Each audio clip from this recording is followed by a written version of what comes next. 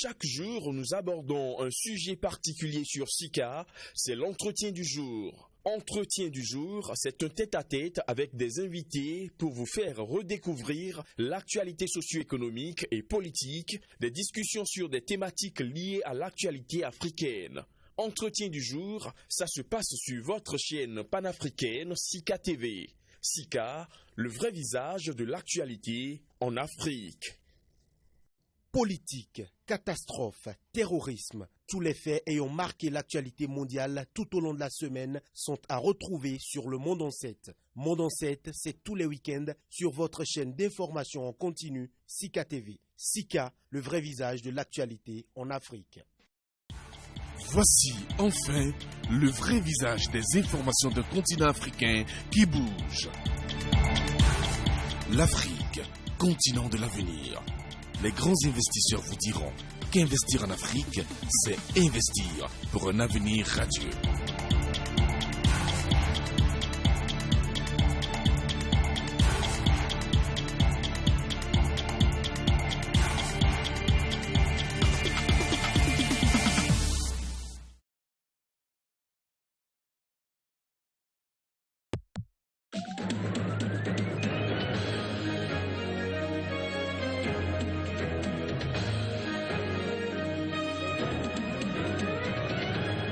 Le président kenyan était mardi en Côte d'Ivoire. Il est allé négocier du soutien pour sa compatriote candidate à la présidence de la Commission de l'Union africaine.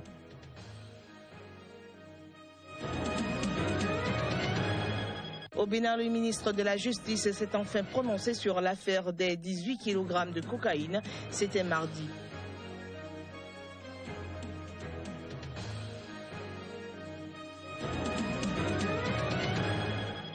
Présidentielle au Ghana, 13 dossiers de candidature qui ont été rejetés seront revus par la commission électorale.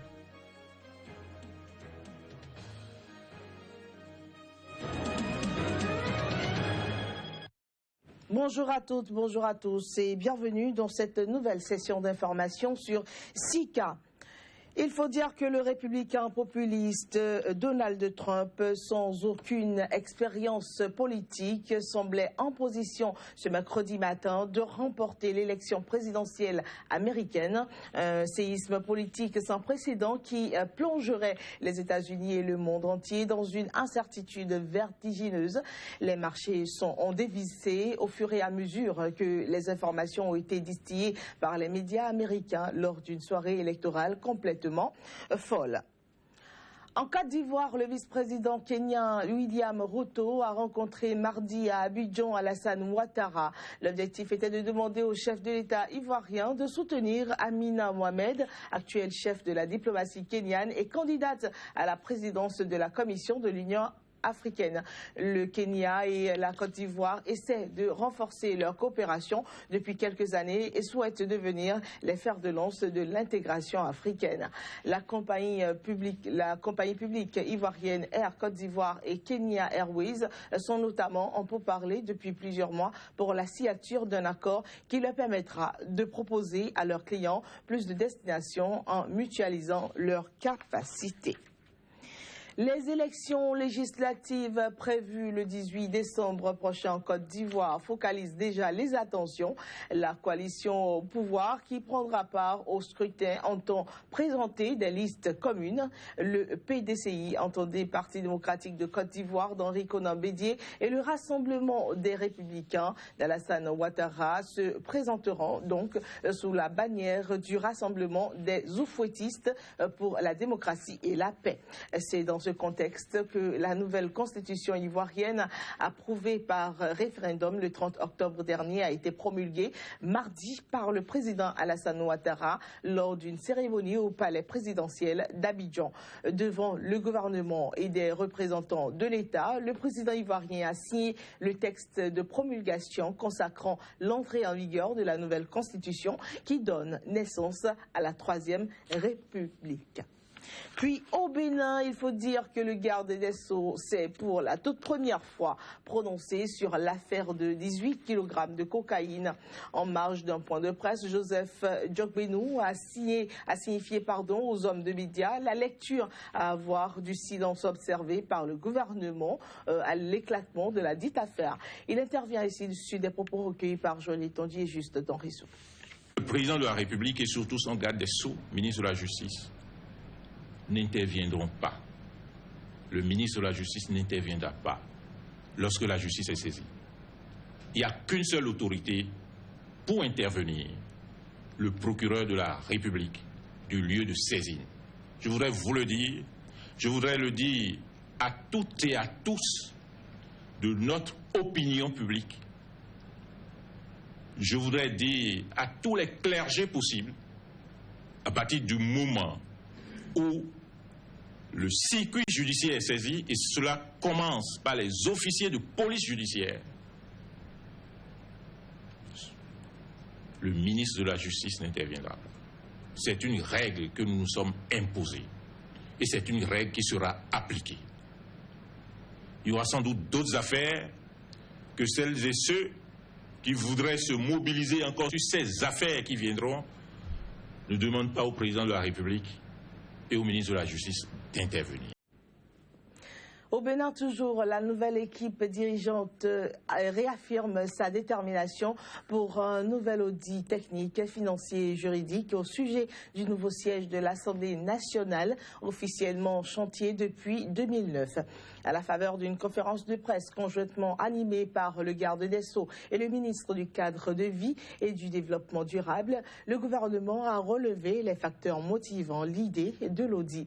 Plus de précisions avec José Didier Tonato, le ministre du Cadre de vie et du Développement durable, qui intervient sur des propos recueillis par Joël Tondi.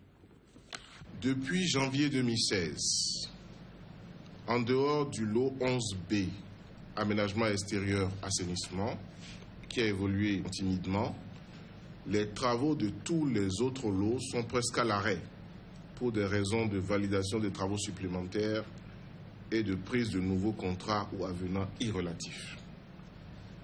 Il resterait encore à mobiliser pour l'achèvement des 63,66% des travaux, plus de 18 milliards de francs CFA.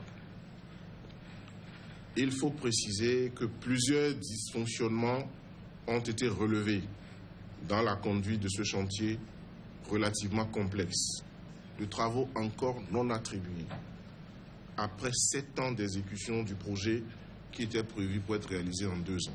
Un trop perçu de 150 254 601 francs par la CERO-SA sur ses honoraires. L'analyse et d'investigation de la présidence a commandité un audit. Le Conseil a également autorisé le ministre du Cadre de vie et Développement durable à suspendre le mémorandum d'entente et la convention signée entre la CERO-SA et l'État béninois en attendant les conclusions et recommandations des audits. Élection présidentielle au Ghana, 13 dossiers de candidature qui avaient été rejetés vont être revus par la commission électorale. Cette dernière a en effet autorisé les 13 prétendants à corriger les erreurs contenues dans leur dossier afin de pouvoir disputer donc le scrutin du 7 décembre prochain. Cette autorisation intervient après une décision de la Cour suprême qui a répondu favorablement au recours introduit par les candidats disqualifiés par la commission électorale. Les dossiers corrigés sont donc attendus avant ce mercredi 9 novembre. Puis nous poursuivons ce journal, cette fois-ci direction la RDC. Contrairement à ce que pense la population, le nouveau gouvernement sera connu dans les 21 jours à venir, et ce à compter de la date où le président Joseph Kabila est entré en possession de l'accord politique pour l'organisation des élections apaisées, crédibles et transparentes. Telle est la précision apportée par le Bureau national du dialogue lors d'un point de presse tenu mardi à Kinshasa. Et selon le co-modérateur Vital Caméré, l'application de l'accord se fait attendre en raison de sa prise en connaissance par Joseph Kabila et de la recherche de l'inclusivité de toute l'opposition politique, dont l'Église catholique a la charge d'assurer le bon office. Voici à présent un extrait de ses propos. Dans l'accord, c'est vrai qu'il est dit que cet accord entre en vigueur à la date de sa signature. Mais nous avons aussi déposé cet accord entre les mains du président de la République. Et nous n'allons pas demander au président de la République, qui est tout à fait logique, d'appliquer un accord dont il n'a pas pris connaissance. 2. L'application de l'accord a déjà commencé, puisque le président de la République a chargé la CENCO de faire des missions de bons offices auprès de nos frères et sœurs du rassemblement de l'opposition politique qui n'ont pas pris part aux travaux du dialogue. Je pense que nous tous, nous sommes souciés de beaucoup plus d'inclusivité dans ce que nous faisons et que je pense la bonne foi et le rôle du président en tant que rassembleur, donner l'occasion à ceux qui n'ont pas été à la Cité de l'Union africaine, profitant de l'article 24 du même accord, qui ouvre cet accord aux autres et les reconnaît les mêmes droits au cas où ils signaient, c'est une bonne chose. Je voudrais nous exhorter d'éviter les vieux démons des débats sur les choses périphériques. On va discuter sur 6 jours pour un pays qui risque d'entrer dans les chaos et qui va nous entrer dans des années de guerre inutile. Nous pensons qu'ici, nous devons prendre acte tout simplement que le président de la République, verbalement et par écrit, par son directeur de cabinet, a pris l'engagement non seulement d'appliquer l'accord, mais de respecter scrupuleusement la Constitution.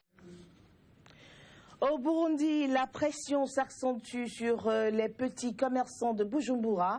Depuis plusieurs mois, la mairie a pris une série de mesures visant à collecter de nouvelles taxes qui rendent la vie difficile aux Burundais qui ont vu leur pouvoir d'achat dégringoler depuis le début de la crise.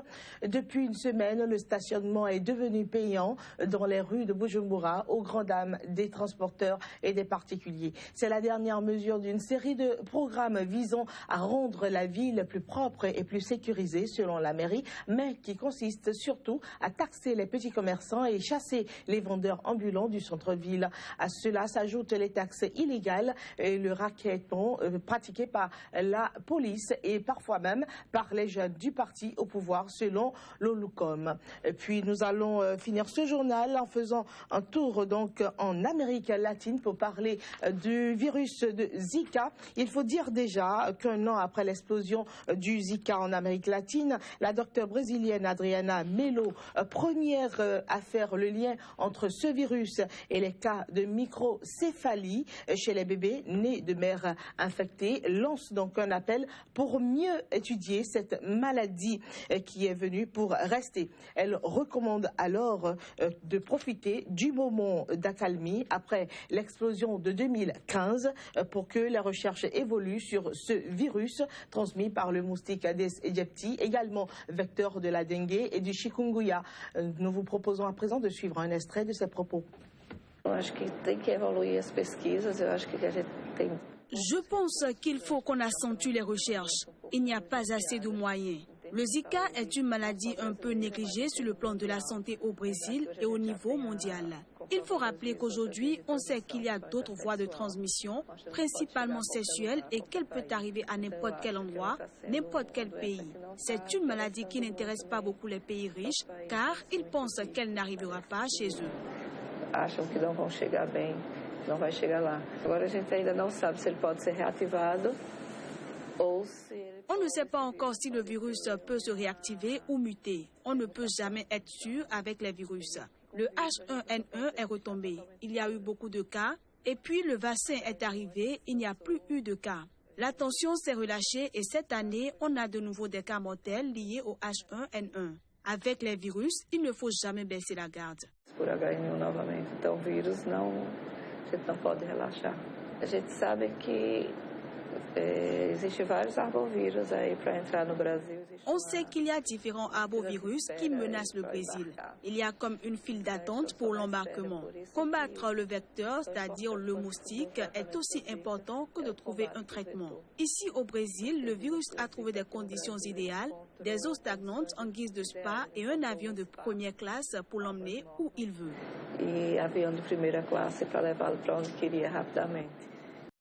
Et c'est avec la docteure brésilienne Adriana Melo que nous mettons un thème à cette édition. Mesdames et messieurs, ravis de vous l'avoir présenté. Restez en compagnie des programmes de SICA.